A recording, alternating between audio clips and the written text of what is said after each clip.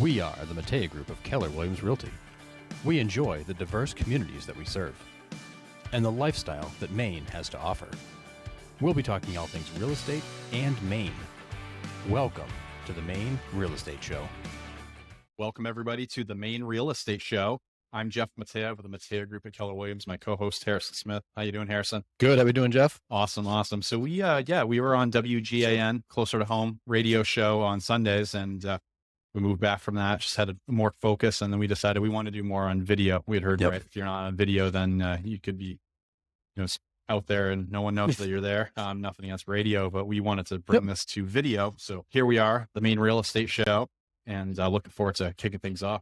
Yeah, radio was a lot of fun. I think we learned a lot from radio. We learned a lot about production and all those things, and had a lot of fun bringing in vendors and having a lot of great conversations. But I do think, when you think about video and the way we can repurpose video and use video to reach people, I think it'll be fun to take the old radio show format and kind of put it into a video show and bring on as many people as we can find to talk real estate. That's right. Yeah. So we'll outline the new show format and, get things kicked off there with news, talk about what's the recap of 2022, where we see 2023, what the forecast is saying, talk about some events and, seminars that we've been going to, because we're always staying on top of the, education. We know interest rates, inflation has been top of mind. So we'll dive into that, and then just our expectations. Exactly. It's school vacation week. So what's that look like for you? This is always a weird vacation for me. We're not skiers or anything like that. So this week where we didn't have snow on the ground till basically Thursday, it was kind of a strange week. We saw some friends. I mean, honestly, I spent most of the week working. I'm going to try to maybe steal an afternoon here and there, maybe to try to take them out somewhere over the weekend. But really, it's kind of a quiet, odd week. I look more forward to April vacation when usually it's nice enough to get outside. But yeah, how about you guys? Yeah, we're not skiers either. So it was more, get out of the house, stay working. Obviously, there's a lot of stuff happening in the market with inventory coming. It's light still, and we'll get to that in a moment. We visit our friends at Maine Vintage Toys, Jesse and Courtney and Jake over there. I'm a Pokemon guy, old toys, sports cards. So we dug into that a little bit, and then checked out Verano's, the wood-fired pizza, the brick. Oh, nice. There, right across the old Scarborough Fire Station, across Melrayo on. Right. Yep. That was pretty cool, and just kind of relax and fit in, spending time with family where there wasn't work. Yep. So that was cool. Yeah. So Verano's wood-fired pizza, is that something you'd had before, or was that a first time? Oh, this was the first time. Okay, cool. Yeah, no, and a real cool interior, nice rustic look. They kind of try to keep that firehouse engine, the firehouse feel. And you get the smell of the wood-fired pizza too. So it's awesome. Yeah. You come out of there like, wow, it's pretty incredible. Yeah. And I can say, I live in Biddeford, and I'm pretty spoiled because we have a lot of food options. Scarborough for a lot of years didn't have a lot of great options, but there's definitely been a lot more stuff coming into the market here, which has been great to see in some small local places. And, us, we love to support those small local places, and it's been nice to see them. Yeah. So let's dive right in. Yep. Recap 2022. We had a remarkable year at the Matea Group, but, the market in general, it got harder at the end of the year. Sure. We saw a very strong, I wouldn't call it recovery, yet business was pretty steady. We saw multiple offers. There was a little bit of a lull for a little while, talk of interest rates. And so that created the urgency. The market created the urgency where, people listed their homes and got multiple offers. Then it started to settle down as we hit fall. And I think people kind of I don't know if they were burned out or just, right. We've always have a tendency in the market to borrow from the future. And I think some people kind of, jump on it now. Right. So they're still going up. It's a great time to buy. It's a great time to sell. Act now. And so that urgency was created. Get in before interest rates rise, and then inflation happens. And, everything started to increase. Interest rates drove up as a result of inflation. Everything costs more, and people started to, maybe not at first, but then all of a sudden we kind of ran into a wall, and it was, oh boy, here we go. And that's how we entered 2023. And I think we saw that, the tail end of 2022 when interest rates, went from, we saw 3 early on to then 5 and then 7.5. And it got pretty wild. Yeah. Which is interesting because our historical average, we talked about this a lot on the radio show last year, was our historical average is like 7.8%. So in reality, interest rates are still very affordable to where they've been historically, but we've had such a long stretch of inexpensive money going back all the way back to like 2011, 2012, coming out of the crash. We've had a great run. And for those people that did buy in the past year or two, or maybe refinanced, I refinanced, I got a 2.875 rate. I had a 3.5% rate when I bought in 2012. But that's still, that 3/4 of a point about makes a huge difference. And when rates are at 3% and inflation's at 10%, it becomes, the real estate market gets probably a little bit too active. And really what we're seeing is things returning to a more normal pace from the pace it was on before, which, as we've said many times, was just not sustainable. And so then, we saw one of our best Decembers ever. Mhm. It was January that was like, oh Right. my God, here we go. I saw an interesting stat the other day that in 2020 January, we remember this is 2 months before really COVID hit. Yep. There was 5,300 homes on the market in Maine. Which seems like a lot for a small state, but even that number's low. That number dips to 2,100 Wow. in January of 2023. And just recently, so we're, 6 weeks into the year, we are at 2,600. And we know, in talking to like economists, they said any given time about third effectively are under contracts or they're about to become under contract. So that's always a moving number. We see that every day. You'll see 18 homes become active, 22 go pending, and 30 closed. So, you didn't add inventory, you actually subtract it as you're adding. So it's always a floating number. It's a moving target, as we call it. Right. And we've had some clients lately that you've met with that have actually been shocked by the value of their homes, but also the amount of activity they've gotten on their homes once they've gone to market. Absolutely. Yeah. No, there was an instance where we went to a property, walked through with a homeowner, asked them, we always like to make sure that we're on the same page. So we asked, what would you feel given the market or your knowledge of the market is your home worth? And they gave a number and I said, well, I think you'll be pretty surprised. My market analysis, the CMA, comparative market analysis, is delivering a number $50,000 greater. And when we went to market, there was more than 70 showings, more than 20 offers, and then another 50,000+ on top of that number that I gave them. So, they're tickled. That's $100,000 more than they had anticipated. Yeah, which is crazy. Putting that into your pocket's pretty crazy. Yeah, I mean, talk about a big win. When to go in hoping to get one number, you get $100,000 more than that you weren't even aware was there. Right. That's it's not life-changing money, but that's pretty substantial. That's a lot of people. It could work. A year or two to earn that amount of money. And then to just know too that, given that there's such a shortage of inventory, buyers, there's still that pent up demand that we felt 2020, part of 2021, that inventory is so light that interest rates matter to some. I know that people are sensitive to interest rates. Sure. Yet they're thinking, well, if I gotta find a house, I need to move. There's still that level of demand in the market that there's people that need for a certain reason to buy a home.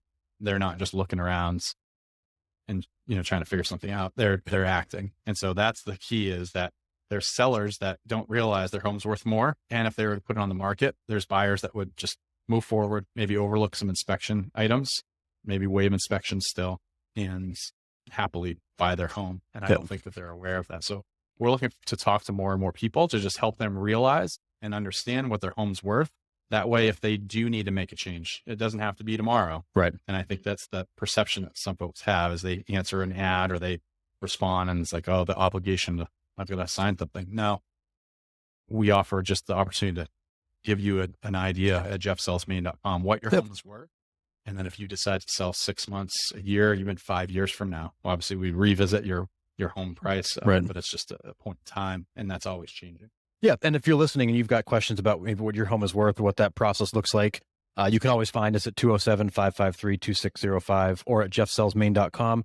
Jeff or somebody on the team would be happy to have a conversation with you, help you out, and at least, evaluate your situation so you know what to do next. Yeah. And that, rightfully so too. Everybody has life changes that happen. Absolutely. So, putting it out there, yes, it's just a point in time. You don't obviously want to revisit that every 30 days, to see what the prices have changed. But, what we can't control is that someone could have a medical incident, lose a family member, their family grow, their family subtracts, life changes and things happen. So it's better to just know. And we've seen also a lot of people during that time took out home equity lines. Absolutely. So that they realize there's value in my home and I can either settle some other debts that I owe to make life a little bit less stressful, or, put some work into my home that I'd always thought of because we're going to stay put. And that's okay too. So it's good, always good. It's like checking your bank account. Your net worth you kind of want to know where you stand, that temperature gauge of, well, what's my home worth? It doesn't mean you have to act on anything, just good to know. And we owe it to people too. Like we were talking about care calls back during COVID in 2020. We owed it to people, because what I'd hate to do is not have called you, and then you found out, well, your home could have sold for $100,000 more than you thought. What could you have done with $100,000? Well, had I known, I might have sold. So, a lot of those calls to people and messages are really just coming from contribution.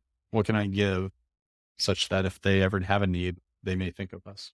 Yeah, and ultimately, we feel that obligation to the people we know, to our network of people, to our past clients, to at least let them know about that, because I feel like that's news.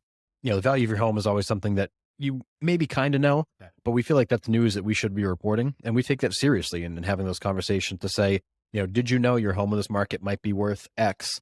We're not necessarily trying to make anybody sell their home, but really, if you're somebody who tracks your net worth, or or has a personal balance sheet, or just wants to know what the home you live in is worth, we feel like it's important that we're sharing that information with people. Yeah, absolutely. And so we're also staying on top of like the trends, not just in marketing, but also, interest rates, inflation, where are, mortgages headed. So tell us about, you went to a conference recently, and I did as well. What'd you gather from that?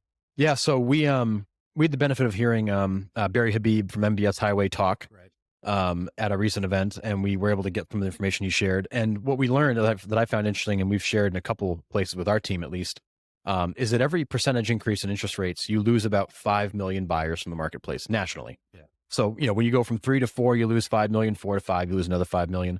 So when we went from 3 to 7, 20 million buyers in theory stepped out of the market. That isn't all of them. Yeah. Certainly it's a lot of them.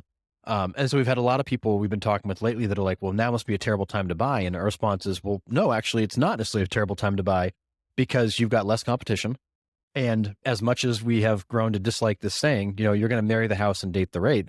When rates come down in a year or 2 or 3, you always have that option to refinance. So if you can find the right house in a less competitive environment and get in and settle in, maybe it's more than you want to be paying, but that may potentially be a short-term thing. But as long as you can afford it, you're going to be okay, because there's always that option to refinance out. We're still seeing prices climb. So there's even still equity being built in this current environment. And it's not necessarily a time to sit on the sidelines. It's actually more likely a time to get out there and get more involved, and maybe restart that search you had stopped. Yeah, I think the piece that, the media does a fantastic job of getting you to watch their media, of course, listen to their media. Of course. So, the concept is that, right, they're doing these headlines to grab your attention and get you and suck you in and get you to talk. And it's always negative, right? 100%. The biggest piece to know is that unemployment is low. The economy is great. In some, it's too good in some cases. It could be great. It could be better.